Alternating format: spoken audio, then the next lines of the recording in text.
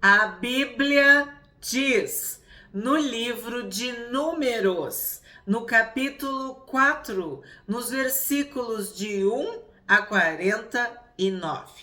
O Senhor disse a Moisés e a Arão: levantem o censo dos filhos de Coate, do meio dos filhos de Levi, pelas suas famílias, segundo a casa de seus pais, da idade de 30 anos para cima, até os 50 será todo aquele que entrar neste serviço, para exercer algum encargo na tenda do encontro. É este o serviço dos filhos de Coate, na tenda do encontro, nas coisas santíssimas. Então, eu tenho dito para vocês que o livro de Números tem este nome devido aos números, mas principalmente aos censos, aos recenseamentos, às contagens. E se tu já está acompanhando esse estudo do livro de Números, nós estamos no 4º capítulo. Desde o 1º capítulo, nós estamos envolvidos com números, com contagens, e agora não vai ser diferente. Estamos agora prestes a saber o resultado do 2º censo. Vimos de 1 mês até 20 anos, né? Nós vimos que tinha que ter 1 mês, né? E agora a gente está vendo de 30 a 50. E os números novamente aparecendo. Então, levantem o censo dos filhos de Coate, do meio dos filhos de Levi. Então, os filhos de Levi é a tribo de Levi, pelas suas famílias, segundo a casa de seus pais, da idade de 30 anos para cima até os 50. Então, o que acontece? O serviço que está sendo demandado é de levar cargas, levar fardos, levar pesos, transportar. Então, a idade de 30 até 50 mostra que esses levitas tinham que ser fortes, tinham que estar numa faixa etária que pudesse suportar o peso, fazer força. Diferente do outro censo, né? Que eles já contavam com 1 mês de idade. Os levitas serão meus, os primogênitos são meus. Era uma consagração, uma dedicação. Fazia parte do dever, de um chamado específico para os levitas, para a tribo de Levi. Vimos também no capítulo anterior que Gerson, Coate e Merari, né, as famílias dos gersonitas, dos coatitas e dos meraritas. E agora, neste capítulo, vai ficar especificado, detalhado a função, o encargo de cada um deles. Então, a gente começou por Coate. 5. Quando o arraial partir, Arão e seus filhos virão, tirarão o véu de cobrir e com ele cobrirão a arca do testemunho. Ninguém podia ver a arca ou tocar na arca. A arca representava a própria presença de Deus, o próprio Deus, a sua glória, a sua majestade. Então, ninguém podia tocar, ver. Só, lembra? Só o sumo sacerdote, só Arão, uma vez por ano no dia da expiação. Já estudamos, já temos vídeos no canal sobre o dia da expiação. Os coatitas, eles eram responsáveis pela parte, vamos dizer assim, mais importante, que eram as coisas sagradas, as coisas santíssimas, que incluía a arca, a mesa, o altar, o candelabro, que eu expliquei no vídeo de ontem. Mas olha que eles, assim, eles não podem tocar. Então, para não tocar, eles tinham que cobrir. Vocês estão prestando atenção? Ó, quando o arraial partir, Arão e seus filhos virão, tirarão o véu de cobrir e com ele cobrirão a arca do testemunho. Por cima lhe porão uma cobertura de peles finas e sobre ela estenderão um pano todo azul e passarão os cabos pelas argolas. Então, se tu não sabe do que eu tô falando, a arca da aliança, a arca do testemunho, ela era de ouro maciço, ouro puro. Então, além de ser a representação do próprio Deus, ela era valiosíssima e pesadíssima. Então, havia 3 tipos de cobertura, 3 camadas, tudo isso para impedir que alguém encostasse sua mão e morresse. Não tocarão nas coisas santas. E eu tenho dito para vocês ao longo do Pentateuco, né? Ferir a santidade de Deus, tocar na santidade de Deus. Não ter temor da santidade de Deus. Não discernir as coisas santas, sagradas, consagradas, ungidas, espirituais. Então aqui está bem claro. A arca tinha 3 coberturas, 3 camadas, para evitar que alguém tocasse, para ela ser protegida e a pessoa também, senão ela iria morrer. 7. Também sobre a mesa da proposição estenderão um pano azul e sobre ela porão os pratos, os recipientes do incenso, as taças, as jarras. Também o pão contínuo estará sobre ele. Depois estenderão em cima deles um pano de carmesim e com a cobertura de peles finas o cobrirão e passarão os cabos pelas argolas. Então, a mesa da proposição, dos pães da proposição também era coberta com 3 camadas. Tinha 3 tipos de proteção. E eu falei, e vocês já sabem, sobre os cabos e as argolas. O transporte não era feito de uma forma que a mão humana tocasse na glória de Deus, na santidade de Deus, na presença de Deus. E nós já meditamos, já ponderamos sobre isso. Não pode ter a mão humana, não pode ter a intervenção humana, não. É a santidade de Deus. Não pode ter fermento nessa massa. Tem que haver pureza. Quem for impuro, quem estiver imundo, quem estiver em pecado, quem for estranho, estrangeiro, enfim, tudo que nós vimos seria morto. Morreria. Como Nadab e Abiú, que ofereceram fogo estranho e morreram. Então vamos ver agora o 9. Tomarão um pano azul e cobrirão o candelabro da iluminação, as suas lâmpadas, as suas tesouras de cortar pavios, os seus apagadores e todos os seus vasos de azeite com que o servem. E envolverão a ele todos os seus utensílios na cobertura de peles finas e o porão sobre os cabos. Então o altar, o candelabro, aí já eram com 2 panos, 2 coberturas, 2 camadas. Sobre o altar de ouro estenderão um pano azul e com cobertura de peles finas o cobrirão e passarão os cabos pelas argolas. Pegarão todos os utensílios do serviço com os quais servem no santuário e os envolverão num pano azul. Então os cobrirão com uma cobertura de peles finas e os porão sobre os cabos. Do altar tirarão as cinzas e por cima dele estenderão um pano de púrpura. Sobre ele porão todos os seus utensílios com que o servem, os braseiros, os garfos, as pás, as bacias, todos os utensílios do altar, e por cima deles estenderão uma cobertura de peles finas, e passarão os cabos pelas argolas. Quando Arão e seus filhos tiverem acabado de cobrir o santuário, todos os móveis dele, e o arraial estiver pronto para partir, os filhos de Coate virão para levá-lo. Então, o que está dizendo aqui?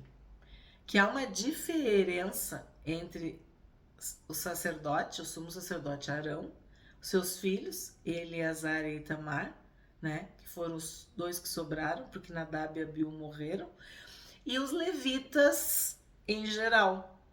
E eu já falei para vocês isso, havia essa hierarquia. vamos dizer assim, os sacerdotes eram levitas, mas nem todos os levitas eram sacerdotes. Então, nós tínhamos 3 sacerdotes ministrando, oficiando: Arão, Eleazar e Itamar. Então, aqui está deixando bem claro, ó, quando tudo tiver organizado, é que os filhos de Coate, no caso, os levitas, entrarão em ação. Ó, mas não tocarão nas coisas santas, para que não morram. São estas as coisas da tenda do encontro que os filhos de Coate devem levar. Então havia todo um rigor para que não morressem, para que eles não tocassem na santidade de Deus. 16. Eleazar, filho de Arão, o sacerdote, terá a seu encargo o azeite da iluminação, o incenso aromático, a oferta contínua de cereais e o óleo da unção. Sim, terá a seu encargo todo o tabernáculo e tudo que nele há, o santuário e os móveis. Então, olha a responsabilidade de Eleazar. 17. O Senhor disse a Moisés e Arão: não deixem que a tribo das famílias dos coatitas seja eliminada do meio dos levitas, para que eles fiquem vivos e não morram. Quando se aproximarem das coisas santíssimas, façam o seguinte: Arão e seus filhos entrarão e lhes designarão a cada um o seu serviço e a sua carga. Porém, os coatitas não entrarão, nem por um instante, para ver as coisas santas, para que não morram. Então, Deus está deixando bem claro, está explicando bem direitinho, porque já aconteceu, né? Então, eles não podem nem por um instante ver as coisas santas, senão eles vão morrer. 21. O Senhor disse ainda a Moisés: levante o censo dos filhos de Gerson, segundo a casa de seus pais, segundo as suas famílias. Da idade de 30 anos para cima até os 50, conte todo aquele que entrar neste serviço, para exercer algum encargo na tenda do encontro. É este o serviço das famílias dos gersonitas, para servir e levar cargas. Nós estamos estudando neste capítulo o serviço de levar cargas, de levar fardos, de levar pesos, de transportar, de guardar, de cuidar, de proteger. Levarão as cortinas do tabernáculo, a tenda do encontro, sua cobertura, cobertura de peles finas que está sobre ele, o cortinado da porta da tenda do encontro, as cortinas do pátio, o cortinado da porta do pátio, que rodeia o tabernáculo e o altar, as suas cordas e todos os objetos do seu serviço. E servirão em tudo que diz respeito a estas coisas. Servirão em tudo. Fidelidade, integridade, santidade, obediência, tudo isso era requerido dos sacerdotes e dos levitas. Todo o serviço dos filhos dos gersonitas, toda a sua carga e tudo o que devem fazer será segundo o mandado de Arão e de seus filhos, e vocês lhes determinarão tudo o que devem carregar. Este é o serviço das famílias dos filhos dos gersonitas, na tenda do encontro. O seu cargo estará sobre a direção de Itamar, filho de Arão, o sacerdote. Então agora é Itamar. Então, Eleazar cuidava dos coatitas, Itamar dos gersonitas. Então, da mesma forma, eles levarão cargas e vão servir carregando, mas estão sob a direção de Itamar, os homens de 30 a 50 anos. 29. Quanto aos filhos de Merari, faça a contagem segundo as suas famílias e segundo a casa de seus pais. Da idade de 30 anos para cima até os 50, conte todo aquele que entrar neste serviço, para exercer algum encargo na tenda do encontro. Isto é o que eles terão de levar: segundo todo o seu serviço na tenda do encontro, as tábuas do tabernáculo, os seus cabos, as suas colunas e as suas bases, as colunas do pátio ao redor, as suas bases, as suas estacas e as suas cordas, com todos os seus utensílios e com tudo o que pertence ao seu serviço. E vocês designarão nome por nome os objetos que eles devem levar. Este é o encargo das famílias dos filhos de Merari, segundo todo o seu serviço na tenda do encontro, sob a direção de Itamar, filho de Arão, o sacerdote. Então agora, continua, de 30 a 50 anos, mas é nome por nome. Cada objeto que eles vão levar vai ser nominado, determinado, especificado. Isso me lembra no serviço público que tem uma plaquinha de patrimônio, que tudo tem que ser arrolado, tem que ser identificado, nome por nome. E aqui, Itamar está responsável. Então, mais uma vez, Itamar é responsável. Eleazar com os coatitas e Itamar com os gersonitas e os meraritas. 34. Moisés, Arão e os chefes do povo contaram os filhos dos coatitas, segundo as suas famílias e segundo a casa de seus pais, da idade de 30 anos para cima até os 50.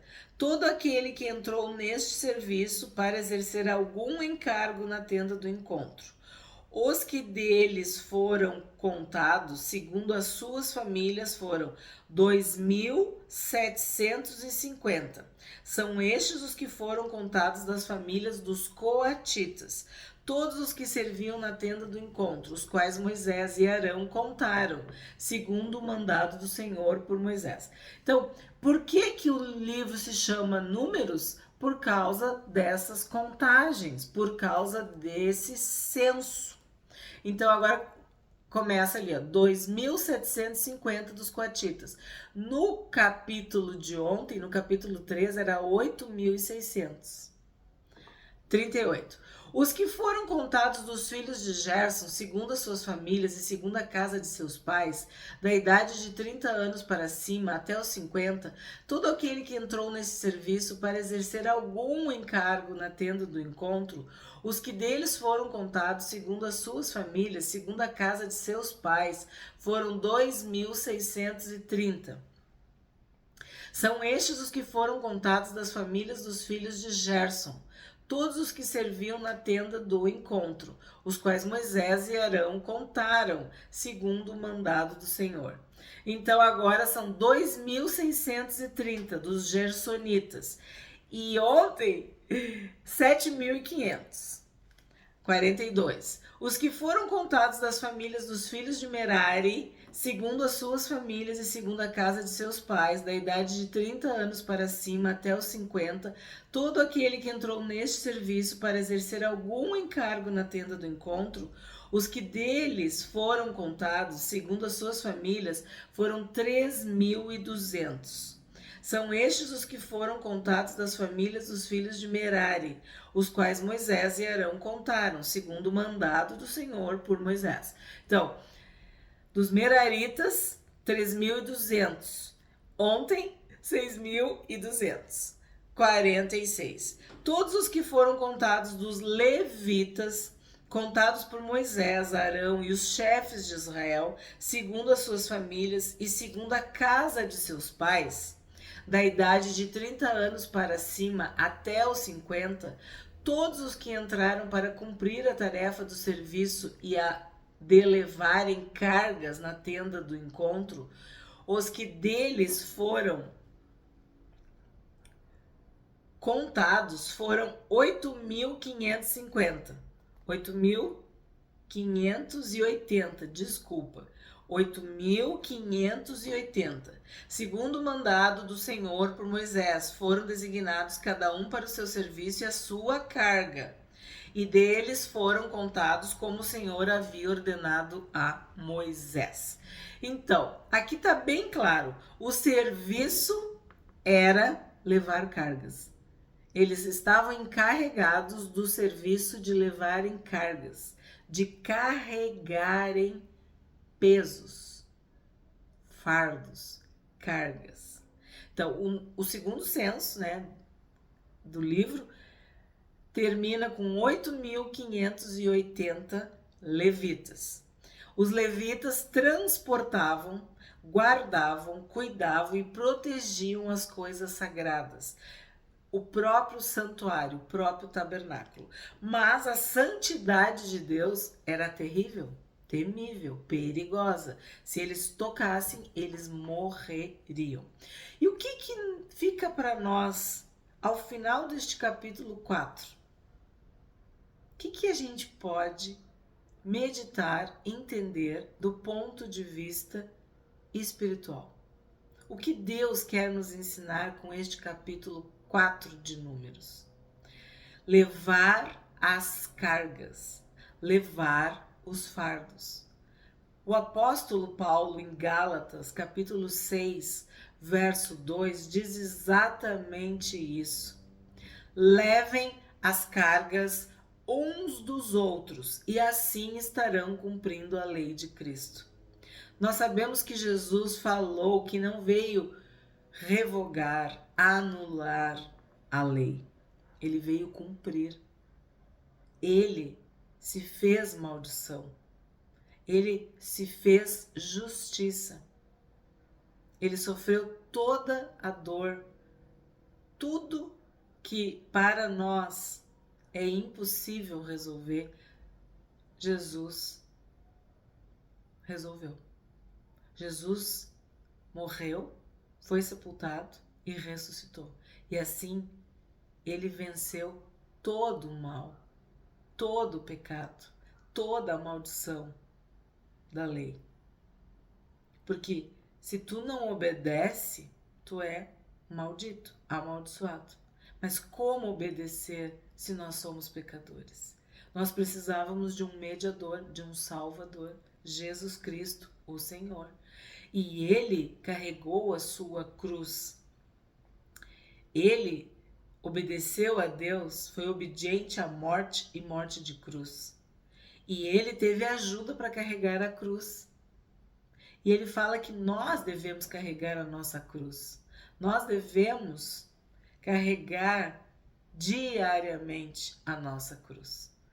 E aí a gente entende que os levitas, eles estavam carregando a carga do santuário. Tudo aquilo ali. A arca, a mesa, o altar, o candelabro, tudo. As cortinas, tudo, as coberturas, tudo que a gente viu no outro capítulo. As tábuas, as colunas, os altares, os móveis, tudo eles carregavam. Como nós devemos carregar os fardos uns dos outros, aliviar a carga dos nossos irmãos. O evangelho se cumpre numa palavra: se alegrar com quem se alegra e chorar com quem chora. Se Jesus recebeu ajuda para carregar a sua cruz, imagina cada um de nós. Nós temos a ajuda de Deus, nós temos a ajuda de Jesus, do Espírito Santo, da palavra e dos irmãos. Nós podemos aliviar o fardo dos nossos irmãos. Nós podemos ajudar os nossos irmãos, levando as cargas uns dos outros. Assim a gente cumpre a lei de Cristo, que é a lei do amor, do sacrifício, da renúncia.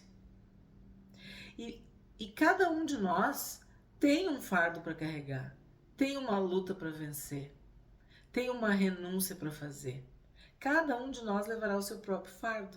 Mas o que acontece? Tu pode ajudar o irmão a ele fazer a vontade de Deus. Tu pode ser bênção na vida dos outros.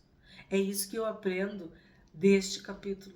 E o próprio Senhor Jesus disse: vinde a mim todos vós que estáis cansados e sobrecarregados, que estão cansados de carregar seus fardos pesados, suas cargas pesadas. Eu vos aliviarei. Então a lei de Cristo, ela nos alivia, porque Ele morreu no nosso lugar para nos salvar.